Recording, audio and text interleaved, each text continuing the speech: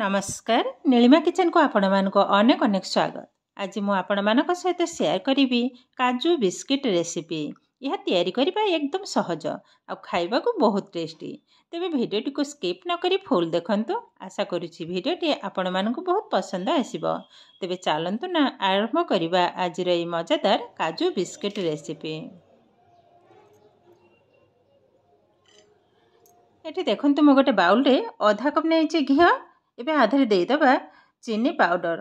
मिठाटा आपण पसंद अनुसार कम बेसी दे पारिबे। मुझे आधा कप टिके कम पकईची। एबे भल भाव मिक्स करनबा।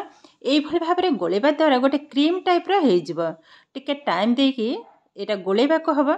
आ ए गोलाटा जेते भल हबो बिस्कुटटा सेते क्रिस्पी ही बनिबो।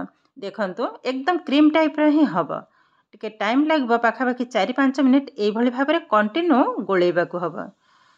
देखंतु धीरे धीरे कलर भी चेंज हो गलानी आउ एकदम हल्का हो गलानी। देखंतु मु टिके उठेकी देखौजे। देखंतु केतेटा क्रीमी बनीचे। ये किंतु हमर ऑलरेडी हो गलानी। देखंतु एकदम हल्का हो गलानी।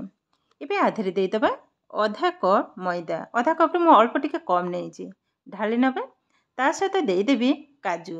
एठे मु आधा कप रो अल्प टिके कम मु पकेइची काजू। एहा को दरदरा टाइप रो टिके ग्राइंड कर नहीं देखंतु ठीक ये भली भाव में ढाली नबा। एबे आधे देदेबा कस्टर्ड पाउडर। ये पाउडरटा पकेला द्वारा बिस्किटा तो टेस्ट भल हम ता सहित टिके कलर भी मध्य आसीबो। एठी मु गोटे टेबल स्पून पकई नेली। देखंतु सब जाक ढाली नबा। एबे भल भाव में मिसई नबा। हाथ रे मिसई नेबे रिजल्टटा किंतु भल हबा। आधे मिसईले एतेटा भल हबनी। देखंतु भल हबनी नुह भल हब किंतु टाइम लगे हाथ रे हेले जल्दी ही हो जिवो। देखंतु भल भाव में आगो गोले नबे। देखंतु ए किंतु आउ लागिबनी सब भाग माप जदि ठीक रहबो त बिस्किटटा सेति सुंदर बनिबो। एबे आधरे दे दबा गोटे पिंच बेकिंग सोडा। ए किंतु बेकिंग पाउडर नुह बेकिंग सोडा। देखंतु गोटे पिंच नेची पकई नेले।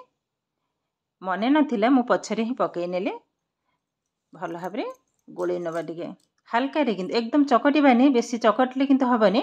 हल्का रे एई भली भाव में मु गोले नेबी।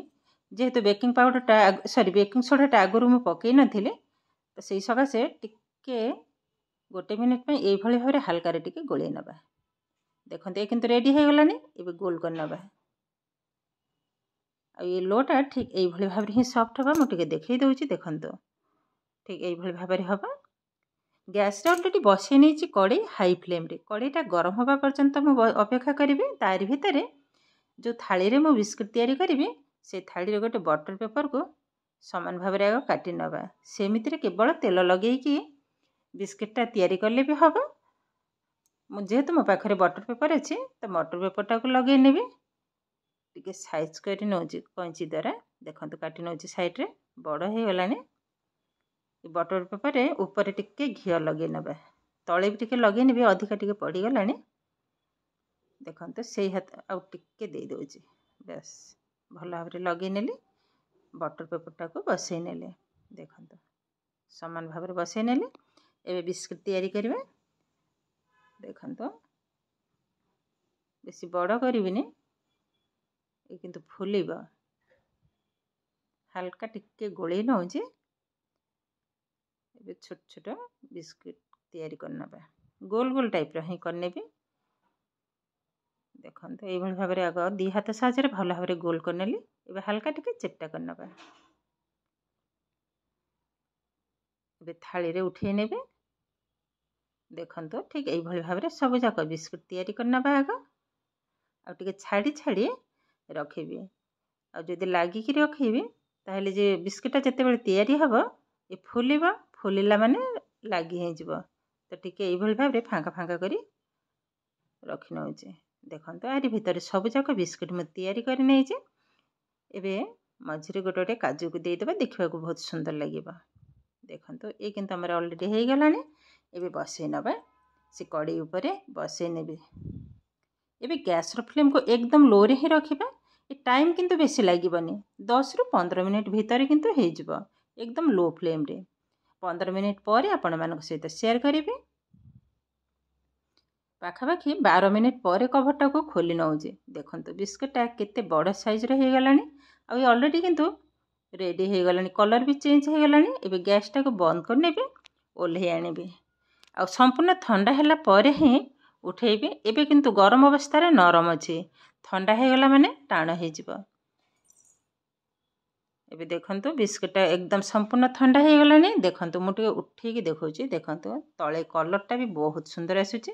ଆଉ ସାଇଡ଼୍ରେ ଯେଉଁ ଟିକେ ଟିକେ ଫଟା ଫଟା ହେଇଛି, ବିସ୍କୁଟଟା କିନ୍ତୁ ଭଲ ଭାବରେ ରେଡ଼ି ହେଇଗଲାଣି। ଏବେ ପ୍ଲେଟ୍କୁ ଉଠେଇ ନେବା। ଦେଖନ୍ତୁ କେତେ ସୁନ୍ଦର ଭାବରେ एकदम ଅଳ୍ପ ସମୟରେ ବିସ୍କୁଟ କିନ୍ତୁ ଆମର ରେଡ଼ି ହେଇଗଲାଣି। ଏହାକୁ ସନ୍ଧ୍ୟା କିମ୍ବା ସକାଳେ ଚା ସହିତ ଖାଇବାକୁ ବି ବହୁତ ସୁନ୍ଦର ଲାଗିବ। ଆଉ ପିଲାମାନଙ୍କ ଟିଫିନ୍ ବକ୍ସରେ ମଧ୍ୟ ଦେଇପାରିବେ। আর କଲର୍ଟା ବି ମଧ୍ୟ ଦେଖନ୍ତୁ, ଯେଉଁ କଷ୍ଟର୍ଡ଼ ପାଉଡ଼ରଟା ମୁଁ ପକାଇଥିଲି ସେଇ ସକାଶେ କଲର୍ଟା କିନ୍ତୁ ଟିକେ ଅଲଗା ପ୍ରକାର ହିଁ ଦେଖାଯାଉଛି, ହଳଦିଆ ଟାଇପ୍ର। ଆଉ ତଳେ ବି ଦେଖନ୍ତୁ ଟିକେ ବି ପୋଡ଼ିନି, ବହୁତ ସୁନ୍ଦର ବନିଛି ବିସ୍କୁଟଟା। ଆଉ ବାସ୍ନାଟା ବି ବହୁତ ସୁନ୍ଦର ଆସୁଛି, ଯେହେତୁ ଘିଅରେ ହିଁ ତିଆରି କରିଛି। ବହୁତ କିନ୍ତୁ ସୁନ୍ଦର ବନିଛି। ଏହାକୁ ଥରେ ତିଆରି କରି ଷ୍ଟୋର୍ କରି ରଖିନେବେ, ଯେତେବେଳେ ଖୁସି ସେତେବେଳେ ଖାଇପାରିବେ। ଏବେ ଗୋଟେ ଭାଙ୍ଗିକିରି ମଧ୍ୟ ଦେଖାଉଛି କେତେଟା କ୍ରିସ୍ପି ବନିଛି, ଆଉ କେତେଟା ଦେଖନ୍ତୁ ବହୁତ କ୍ରିସ୍ପି ବନିଛି। ଆଉ ଭିତରେ ଦେଖନ୍ତୁ एकदम ଫମ୍ପା ଜାଲିଦାର ବନିଛି। ମୁଁ ଟିକେ ପାଖରେ ଦେଖାଉଛି। ଦେଖନ୍ତୁ ବିସ୍କୁଟଟା ଦେଖିବାକୁ କେତେଟା ସୁନ୍ଦର, ଆଉ एकदम ଚୁନା ହେଇଯାଉଛି ହାତରେ। ଏମିତି ହାଲକାରେ ଟିକେ ପ୍ରେସ୍ କଲାରୁ ଦେଖନ୍ତୁ एकदम ଭାଙ୍ଗିକି ଚୁନା ହେଇଯାଉଛି। ବହୁତ ସୁନ୍ଦର ବନିଛି ବିସ୍କୁଟ। ଦେଖନ୍ତୁ एकदम ଗୁଣ୍ଡ ହେଇଯାଉଛି। ତ ଏ କିନ୍ତୁ ଆମର ପ୍ରସ୍ତୁତ ହୋଇଗଲା ଆଜିର କାଜୁ ବିସ୍କୁଟ ରେସିପି। ଆଜିର ଭିଡ଼ିଓଟି ଆପଣମାନଙ୍କୁ କେମିତି ଲାଗିଲା କମେଣ୍ଟ କରିବାକୁ ଜମା ବି ଭୁଲିବେନି। ଆଉ ଯଦି ଭିଡ଼ିଓଟି ଭଲ ଲାଗେ ଲାଇକ୍ କରିବେ, ଆପଣଙ୍କର ଫ୍ରେଣ୍ଡସ୍ କିମ୍ବା ରିଲେଟିଭଙ୍କ ସହିତ ସେୟାର କରିବେ। ଆଉ ଯଦି ମୋ ଚ୍ୟାନେଲରେ ନୂଆ ତେବେ ଚ୍ୟାନେଲକୁ ସବସ୍କ୍ରାଇବ୍ କରିବେ। ଏମିତି ଆହୁରି ନୂଆ ନୂଆ ଭିଡ଼ିଓର ନୋଟିଫିକେସନ୍ ପାଇବା ପାଇଁ ପାଖରେ ଥିବା ବେଲ୍ ଆଇକନ୍କୁ କ୍ଲିକ୍ କରିବେ। ଫେସବୁକ୍ ପେଜ୍ରେ ଦେଖୁଥିଲେ ପେଜ୍ଟିକୁ ନିଶ୍ଚୟ ଫଲୋ କରିବେ। ତାହେଲେ ଆଜି ପାଇଁ ରହୁଛି, ପୁଣି ଦେଖାହେବ ଆଉ ଏକ ନୂଆ ଭିଡ଼ିଓରେ। ନମସ୍କାର।